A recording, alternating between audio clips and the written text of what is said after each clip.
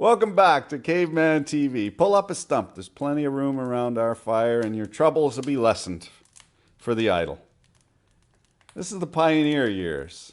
After the Boer War in South Africa, here in the Dominion of Canada. What to do with all these extraneous young men? Send them off to Canada. Western Canada. And the ladies?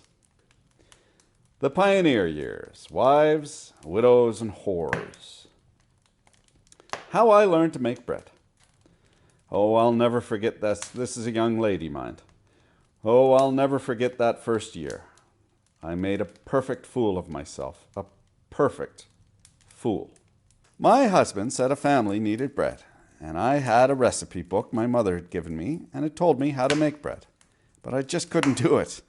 I tried and I tried, but it wouldn't rise, or it was sour, or like lead, or had big air holes in it. Always something wrong. And my husband said to me, "Why can't you make the Barmy stuff?" And I said, "I've never been taught." After all, in the town I had lived in, the baker came around with his wagon and his hot box every morning, and you just went out the lane and chose the bread and scones and whatever you wanted. Well, Weyburn, Saskatchewan certainly was not England. And I'll say that again. My husband told me to ask the neighbors, and I said I didn't like the neighbor women. And I didn't. They were coarse. I wasn't putting myself on a pedestal, but these women were coarse, gossips, also strumpets, some of them anyway. We got this farm newspaper, and there was a column that gave advice, and it was printed by a woman called Millicent Miller. I'm sure that was the name. You'd write her a question, and she'd answer it. And so I wrote this woman, which wasn't her real name, I found out later. Lo and behold, in about 3 weeks the paper came back, and there was my letter printed, and with my name on it. Well, you can imagine how I felt. The other letter she had printed with initials, GT or BR. I thought she'd do it with me. But there was Mary Watson, Weyburn, Saskatchewan, large as life. But there was a recipe to make bread, which as far as I could see, was the same one in my book. So I just forgot about it that day. I didn't tell my husband, that's for certain.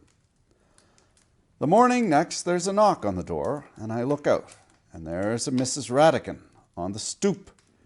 I knew her. She was one of the coarse ones. Irish. A big woman. Even though I didn't have much to do with her on our street, I believed her to be capable. She just looked like she was. In the store, she was always wiping some child's nose or slapping another, but they obeyed her, and that was something. Children were as much ruffians in those days as they are now.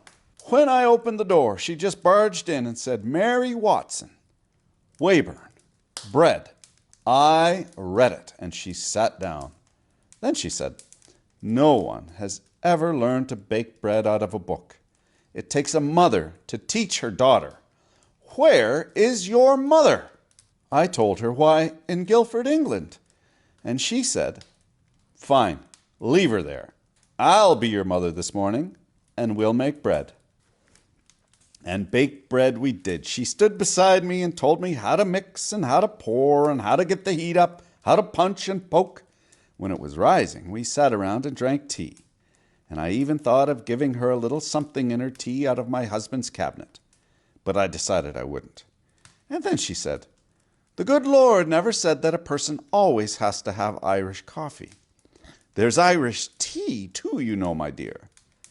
I laughed and got up and got the brandy. I was getting to like her, and when I came back with the bottle, she poured a great whack in, smiled, and said, "If you weren't Anglican, I would have swore you were one of the true faith." She left about 3 in the afternoon, and there wasn't much left of my husband's bottle, but I didn't care. He'd forget about that when he saw that I'd learned to bake bread and buns. There were 4 nice loaves and some buns waiting for him under the clean washcloths on the kitchen table when he came from home.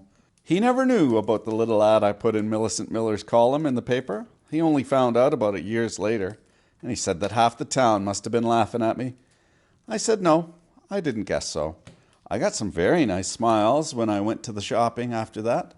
People talked to me, and I met some nice ladies. And besides, Mrs. Radigan told me that day if anybody laughed at me for what I've done, she said she'd conk 'em on the snoot.